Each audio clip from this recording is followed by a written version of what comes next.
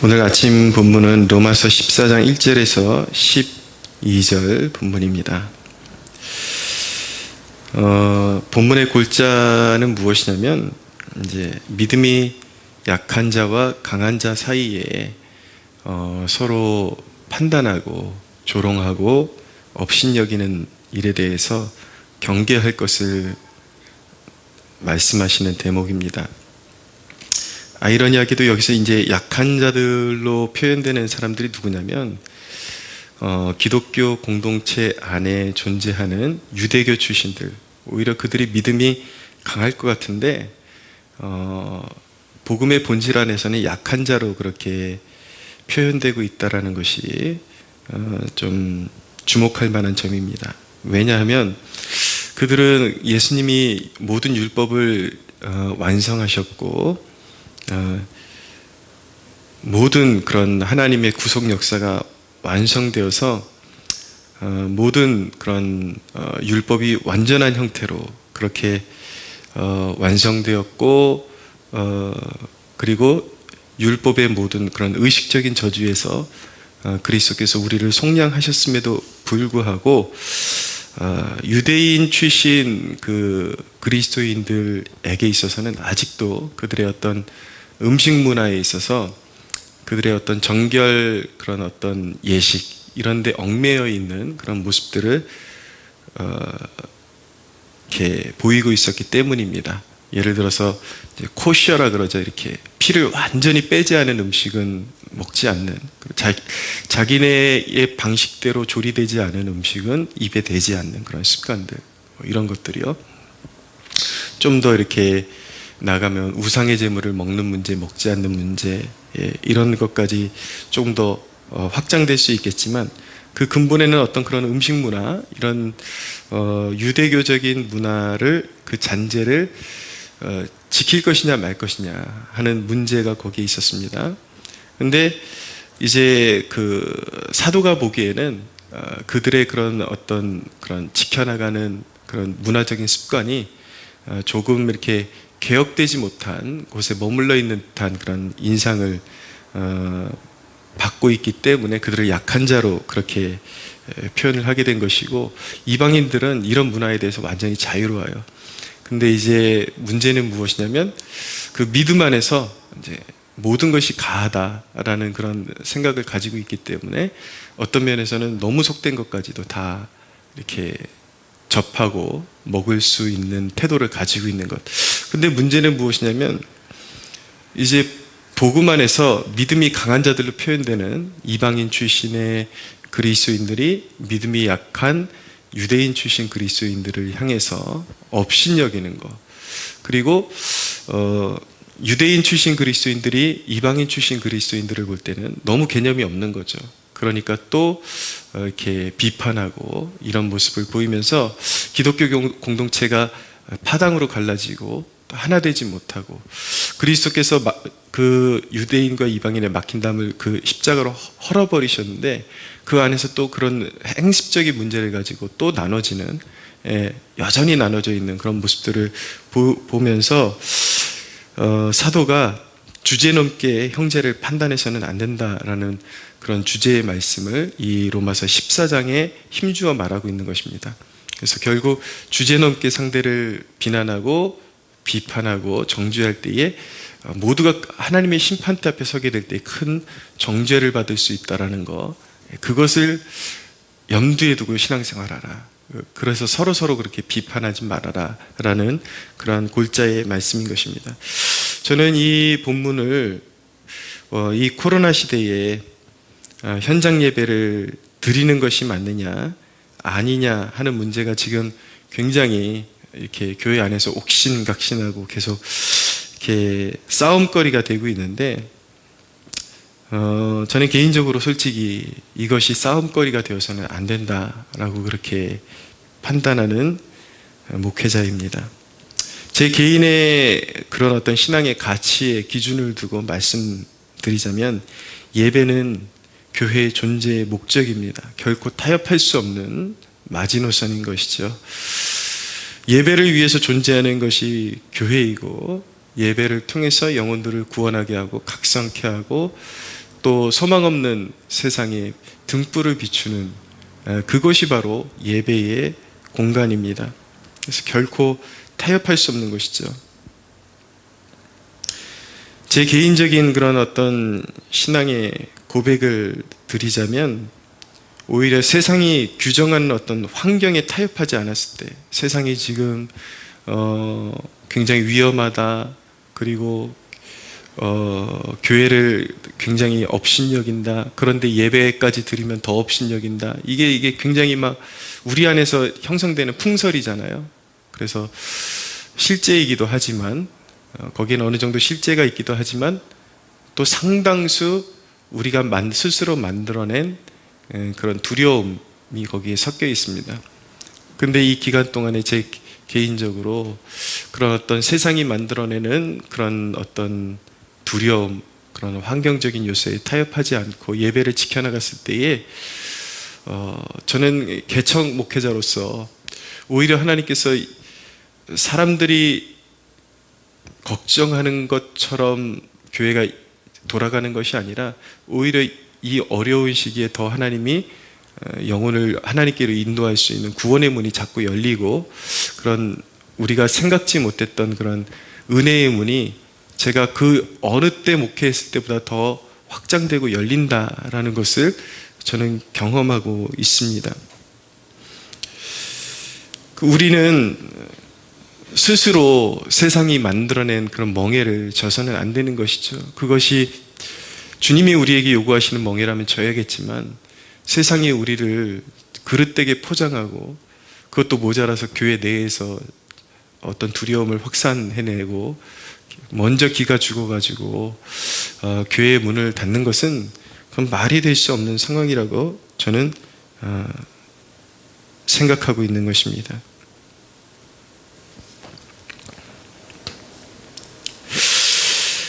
한 영혼의 소중함에 대해서 절박하게 목회자가 깨닫는다면, 그렇게 정부 방침이다, 위험하다, 이런 그런 판단 가지고 결코 쉽게 교회 예배를 접을 수는 없는 것입니다.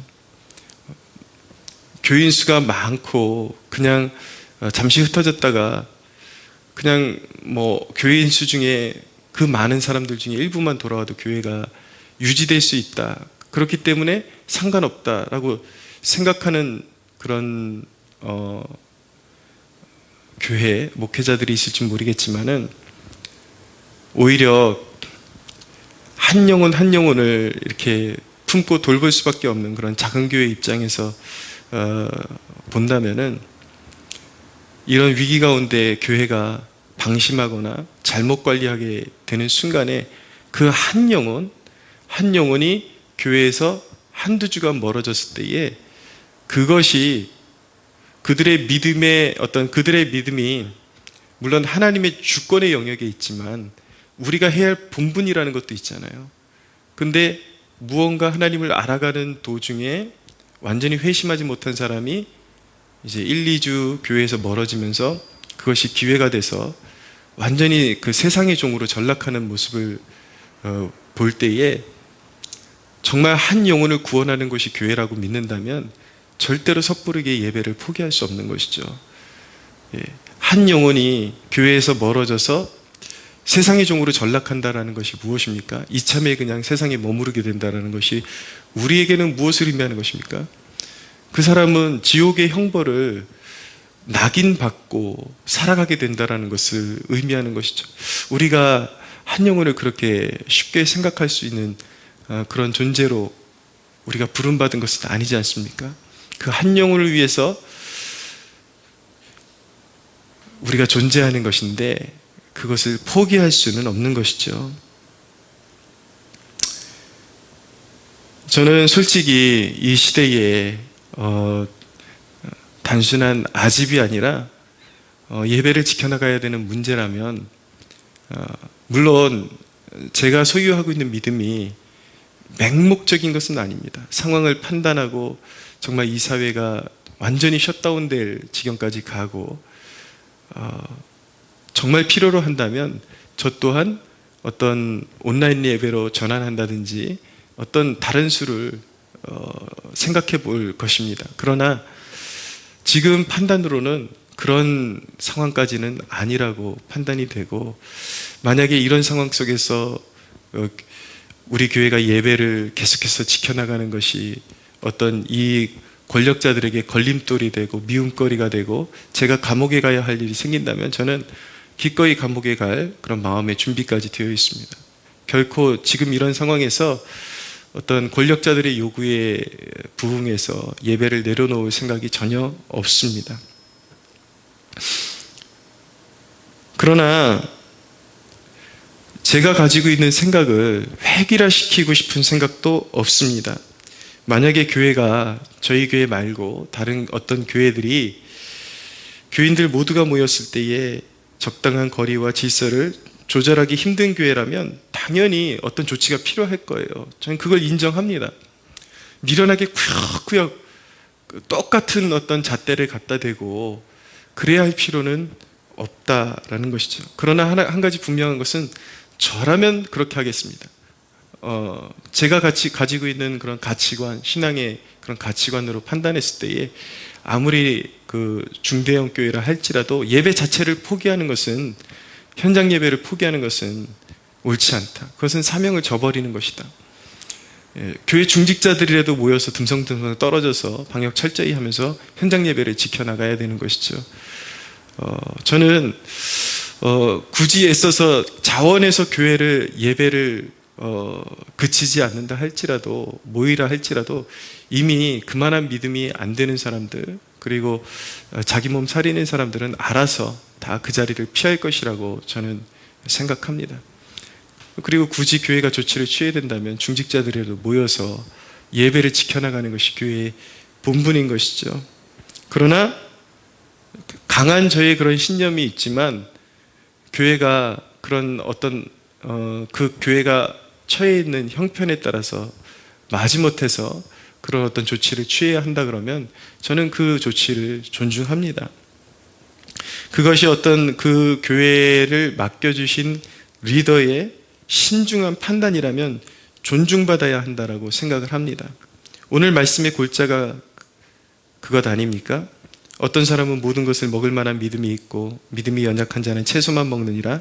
먹는 자는 먹지 않는 자를 업신여기지 말고 먹지 않는 자는 먹는 자를 비판하지 말라. 이는 하나님이 그를 받으셨습니다. 남의 하인을 비판하는 너는 누구냐? 우리가 이 문제에 있어서 주제넘게 하나님의 다른 종들을 모든 것을 자신이 판단할 수 있다라고 생각해서는 안 된다라는 것이죠.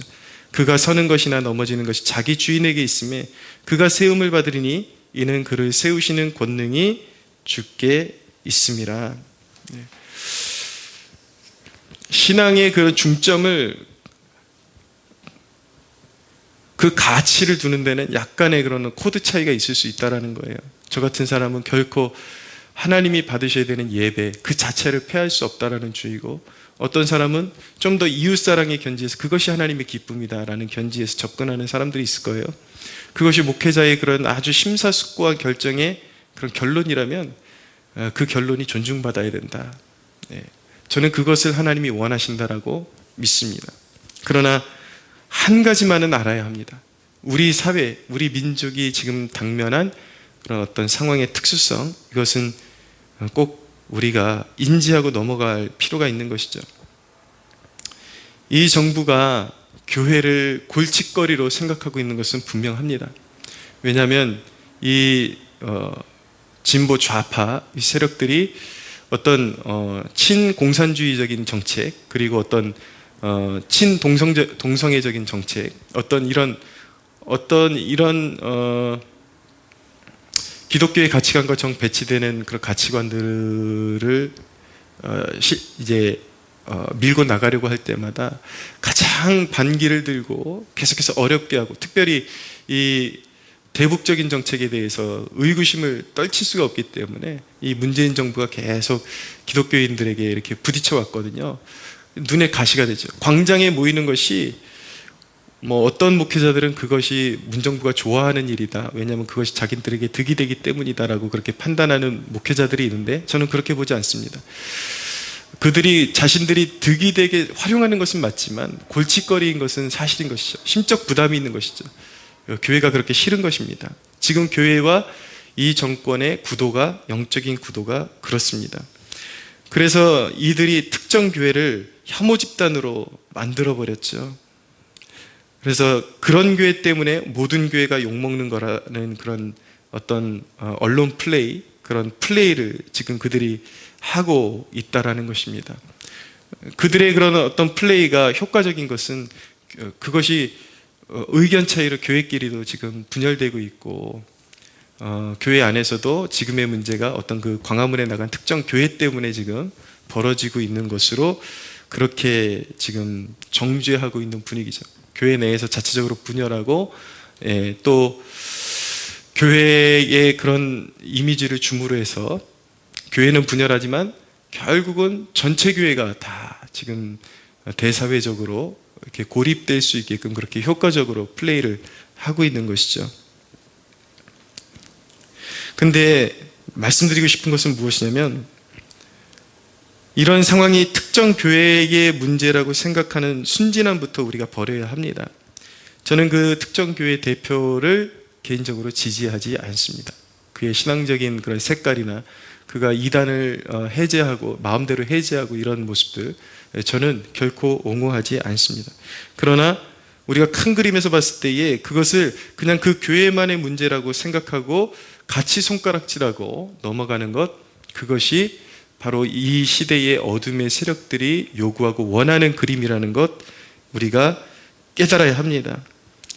저들의 주특기는 무엇이냐면, 단순히 그 교회 문제로 끝나는 것이 아니라, 한 특정 교회의 문제로 끝날 것이 아니라 자신들의 걸림돌이 되는 존재라면 누구든지 단숨에 혐오 집단으로 만들 수 있다는 것, 그것이 그냥 한 교회의 문제로 끝나는 것이 아니라 정작 교회가 들고 싸워야 할 그 순간에 그들은 역시 동일하게 혐오 집단으로 만들 수 있다는 것, 그것이 바로 우리의 문제가 될 수가 있고 그 화살이 나의 문제가 될 수 있다는 것 기억해야 됩니다.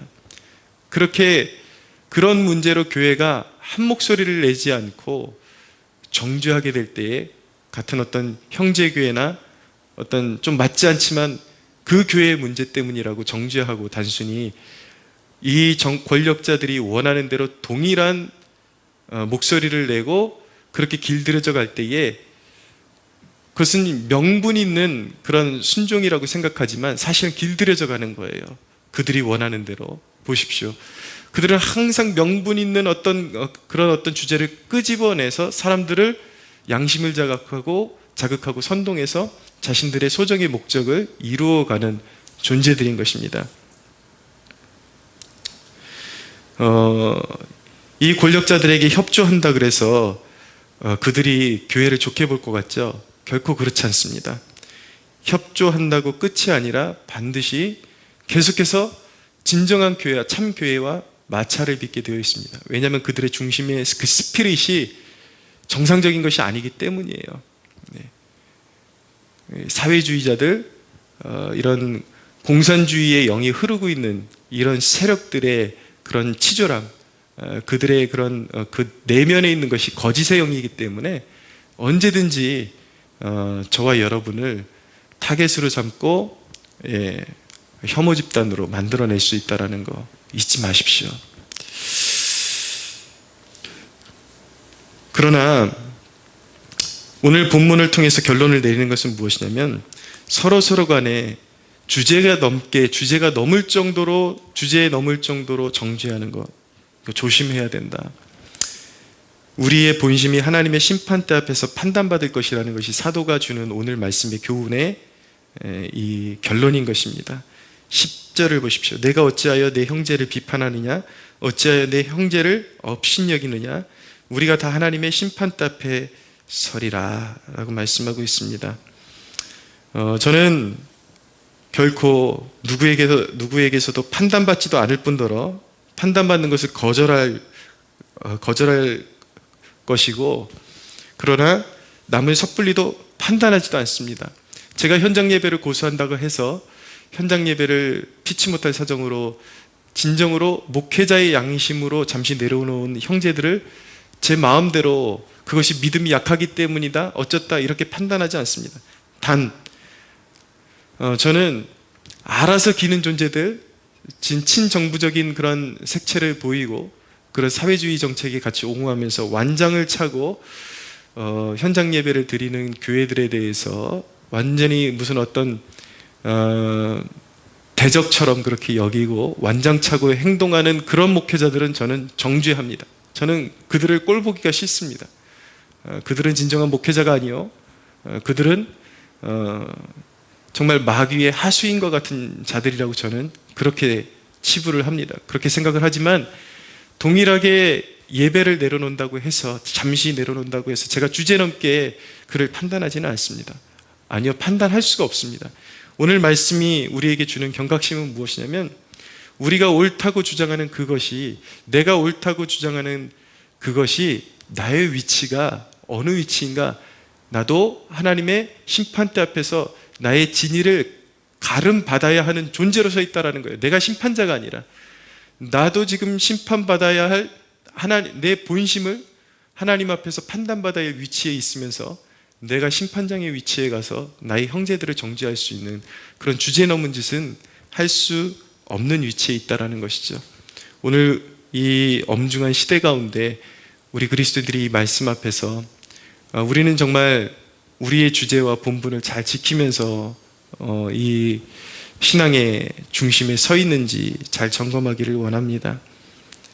우리는 스스로가 내린 결단 하나하나 정말 하나님의 뜻인지, 정말 순수했는지 아뢰일 준비를 하고 있어야 되지, 내 기준을 가지고 주제넘게 누군가를 정죄할 수 있는 그런 위치에 있는 것은 아닙니다. 오늘 이 말씀 앞에서 하나님 앞에 자신의 태도를 점검하고 겸허한 하루를 보내시기를 예수 그리스도의 이름으로 소원합니다.